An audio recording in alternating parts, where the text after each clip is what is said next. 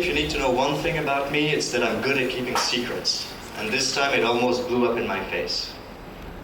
So my story begins in December of 2014. I'm living in Paris with my partner Elodie, and she comes back from work one evening really serious and says that she's been offered this new job opportunity as an expatriate in Thailand. Not in Bangkok that we left a couple of years back, but in Chiang Mai. And that if she's interested and if we want to go, we'll probably move there around Songkran, so April 2015. Now, we're in December, and contract negotiations in France take a long time. There's a lot of back and forth. Plus, I mean, her job description isn't really clear. So we just say, all right, let's just keep this a secret. And we do. I mean, like, at that time in the story, we've been a couple for about 6 years. We went down to City Hall to sign a pact, which is like a civil alliance agreement, and we're tight. So,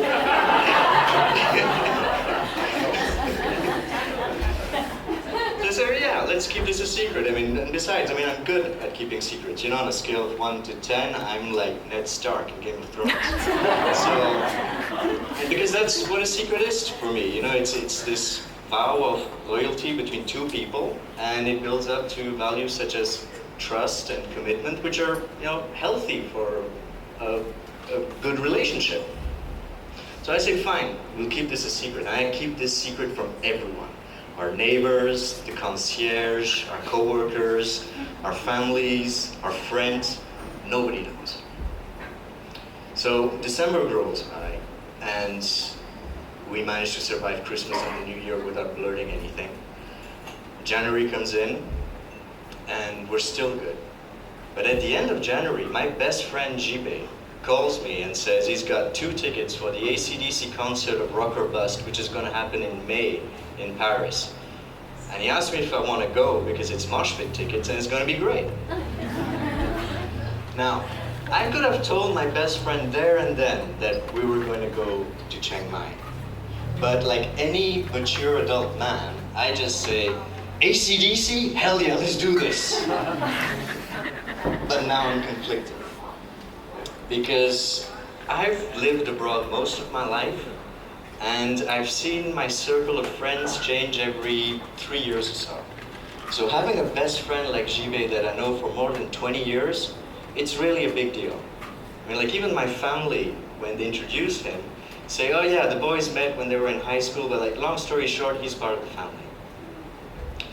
And just to add a little bit of karmic spice to this, a couple of years back, I got into a fight with Jibe where we didn't speak for about 2 years because I felt that he had been keeping a secret from me and hence had betrayed my trust. So you can see the problem that I have here because, I mean, on one side, I've given my word to Elodie, my partner. But on the other, I'm dangerously close to having karma bite me in the ass because I'm keeping a secret from my best friend. Now, February comes in, and it's a short month, so I don't really have the time to mention this to Jibe. March comes in, we're getting close, I'm taken up with administrative stuff that you have to manage when you're moving abroad, you know, social security, health insurance, I mean, city hall, all of that stuff. And I still haven't told anything to Jibe because now I'm kind of afraid of his reaction. You know, flashback to when we had our big brawl. And it's around end of March where I'm on the phone with Jibe and he mentions the concert again. And as it often happens when you're talking to your best friend, you kind of forget there's other people in the room.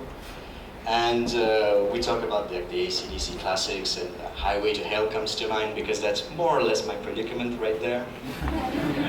And I hang up and Elodie asks me, oh, what was that about? I say, oh, Jibe got some concert tickets for AC/DC. I say, oh, that's nice.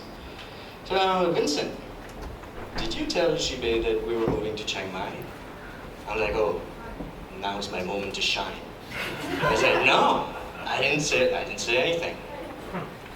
But then when I look at the reaction on her face, I see that there's something wrong. Because she comes back with, how could you keep this a secret from Jibe? And now I'm confused, but we we decided we'd keep this a secret, so I didn't tell a soul. Now, I don't have to tell you that my partner is way smarter than I am, but like, she knew. She knew that there was something wrong and that I got myself into a fix. So she just sat me down and said, okay, Vincent, some secrets have an expiry date, okay? When we decided to keep this a secret in December, it's because nothing was cast in stone. But we're 4 months down the line, we're almost there, and if I were you, I would tell this to Jibe the next chance I get, because this thing that you have going, this is gonna blow up in your face, and you're both gonna get hurt. So I said, fine. So the next day, the very next day, I'm at Jibe's place at 7 p.m. sharp, straight off from work. And we're having a small aperitif, which is like some wine, some cheese, some saucisson. And, and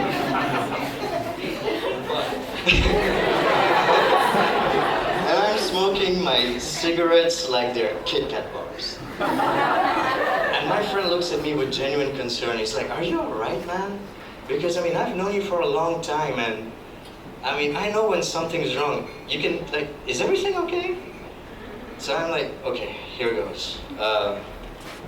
Jibe, you know when you don't want to jinx something, you don't really talk about it? He said, yeah. I said, all right, here's what happened last December. And I start to spill everything, like Elodie's job, the buffer period, how we kept it a secret, how I was kind of conflicted because, I mean, I'd given my word to Elodie, but then he was my best friend, and I was an idiot because I didn't know that secrets had an expiry date. And I'm going through this process of like verbal diarrhea, and my friend's frown like slowly starts changing to like 2 wide arcs of astonishment. And by the time I'm finished, like I'm spent, my heart's racing, I can feel tears in the back of my eyes, I'm choked up, and I'm like looking for his reaction. And my best friend just smiles and says, that's really cool, man. And I'm not even sure that I heard him right, so I'm like, I'm sorry, Jibe, you know, I should have told you. And he's like, no, I get it. You didn't want to jinx it. You know, like, you weren't sure. And it's like, forget the concert, man. You're moving to Chiang Mai. And he stood up and he gave me this huge bear hug.